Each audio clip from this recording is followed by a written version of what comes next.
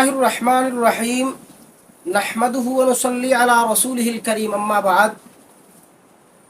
আজকে সংক্ষেপে একটি বিষয় নিয়ে আপনাদের সম্মুখে আলোচনা করব ইনশাআল্লাহ। ওয়া মা তৌফীকি ইল্লা বিল্লাহ আলাইহি তাওয়াক্কালতু ওয়া ইলাইহি উনীব। বিষয়টি হলো জুমআর খুতবা আরবি ভাষায় দেওয়া হবে না বাংলা ভাষায় দেওয়া হবে। আসলে নবীজি সাল্লাল্লাহু আলাইহি ওয়াসাল্লামের জমানা, সাহাবায়ে কেরামের জমানা, তাবিঈনদের জমানা, আইম্মায়ে মুজতাহিদিনদের জমানা তথা গোটা উম্মতের নিরবিচ্ছিন্ন আমল সব সময় ছিল আরবি ভাষার মধ্যে খুতবা দেওয়া, আরবি ভাষার দ্বারা খুতবা দেওয়া।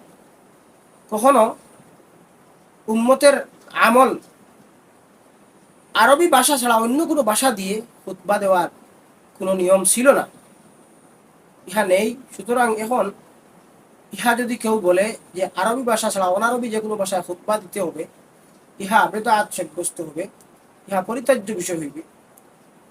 উপমহাদেশের লামজহবি এবং পৃথিবীতে যত লামজহবি রয়েছে এবং নামদারি আহলে হাদিস যারা রয়েছে, তারা বলে যে খুতবা নিজ নিজ ভাষায় দিতে হবে, বাংলাদেশের মধ্যে বাংলা ভাষায় দিতে হবে। অথচ ওই সমস্ত নামদারি আহলে হাদিস যারা রয়েছে, তারা কিন্তু তাদের সপক্ষে কোনো একটি হাদিস দেখাতে পারেনি, কসমিন কালেও পারবে না। এটা একটি হাস্যকর কথা। আহলে হাদিস হয়ে হাদিস ছাড়া নিজের যুক্তির মাধ্যমে কোনো কথা বলা, আর যাই হোক আহলে হাদিস ভাইদের জন্য এটি একটি হাস্যকর কথা। তাদের পক্ষ থেকে এটা বলে মানুষ হাসাহাসি করে। তাদের যুক্তি হলো, যেহেতু তারা এক্ষেত্রে কোনো হাদিস খুঁজে পায় না, তারা একটি যুক্তির আশ্রয় নেয়।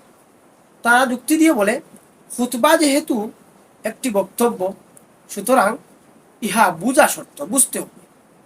যেহেতু বাংলাভাষী মানুষেরা আরবি বুঝে না, তাই খুতবার ভাষা বাংলা হতে হবে। অথচ এই কথাটি একটি ভুয়া কথা, নিজের পক্ষ থেকে মন গড়া একটি কথা। খুতবা বুঝতে হবে, জুমআর খুতবার জন্য বুঝা শর্ত, এরকম কোনো কথা কোনো হাদিসের মধ্যেও নেই, কোনো সাহাবিও বলেন নাই, কোনো তাবিঈগণ বলেন নাই, কোনো আইম্মায়ে মুজতাহিদিনও বলেন নাই। এটা তাদেরই মন গড়া একটি কথা।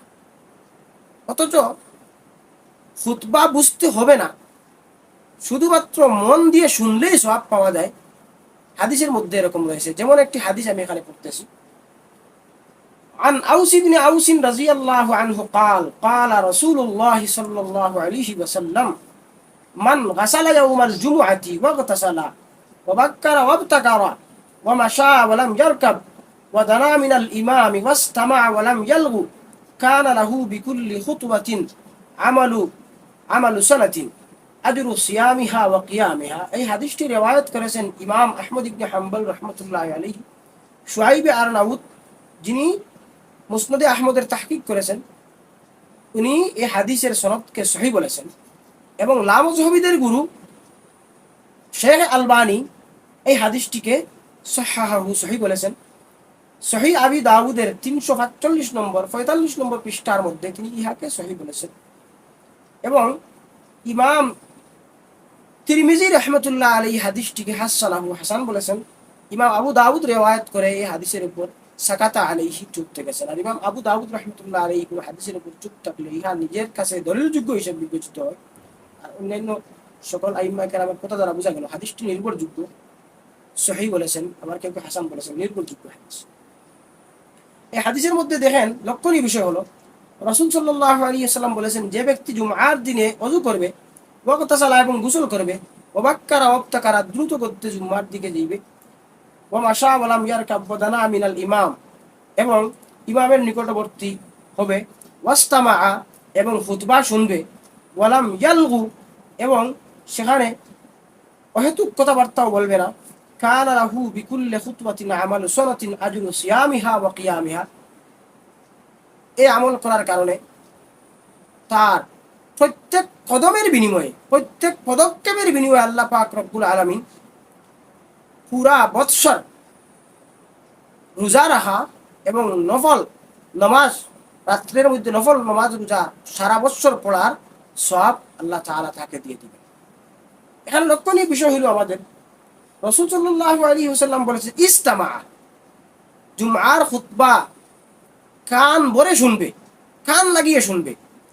অন্য রিওয়ায়াতের মধ্যে আছে ইস্তামা ওয়া আনসাতা, শুনবে শুনবে এবং চুপ থাকবে। শুনলে এবং চুপ থাকলে ওই ব্যক্তি সওয়াবের ভাগীদার হয়ে যাইবে, সওয়াব পেয়ে যাইবে। এখানে রাসূল সাল্লাল্লাহু আলাইহি ওয়াসাল্লাম খুতবা বুঝা লাগবে, বুঝতে হবে, এই কথা শর্ত করেন নাই। এবং এরকম কথা খুতবা বুঝতে হবে এরকম কথা কোনো হাদিসের মধ্যে নাই। বরং এর বিপরীত কথা রাসূল সাল্লাল্লাহু আলাইহি ওয়াসাল্লাম বলেছেন যে খুতবা শুনলে এবং চুপ থাকলে এবং দ্রুত গতিতে গেলে জুমআর মধ্যে, তখন মানুষ সওয়াব পেয়ে যায়। এই হাদিস দ্বারা বোঝা গেল জুমআর খুতবা বুঝা শর্ত নয়, শুধুমাত্র শুনলেই সওয়াব পাওয়া যায়, শুধুমাত্র শুনলেই সওয়াব পাওয়া যায়। সুতরাং যে বা যারা, যে সমস্ত আহলে হাদিস মৌলবীরা, লামাযহাবী ভাইয়েরা বলেন জুমআর খুতবা শোনা শর্ত, তারা রাসূল সাল্লাল্লাহু আলাইহি ওয়াসাল্লাম থেকে বর্ণিত বিশুদ্ধ হাদিস, নির্ভরযোগ্য হাদিস, এই যে হাদিস বর্ণনা করা হইল, এই হাদিসের বিপরীত আরেকটি শর্ত তারা যোগ করে দিয়েছেন। রাসূল সাল্লাল্লাহু আলাইহি ওয়াসাল্লাম হাদিসের মধ্যে বলেছেন শুধু শুনবে, চুপ থাকবে, অর্থ বুঝা না বুঝা এগুলো শর্ত রাসূল সাল্লাল্লাহু আলাইহি ওয়াসাল্লাম করেন নাই এবং অন্য কোনো হাদিসের মধ্যেও নেই। সুতরাং অর্থ বুঝতে হবে খুতবার জন্য, এই দুহাই দিয়ে, এই অজুহাতে জুমআর খুতবার ভাষা আরবি থেকে বাংলায় স্থানান্তর করা এটি হাদিস বিরোধী কথা হইবে এবং ইহা বেদাত হইবে। আল্লাহ পাক রব্বুল আলামিন আমাদেরকে বুঝার তৌফিক দান করুন। আখিরু দাওয়ানা আলহামদুলিল্লাহ।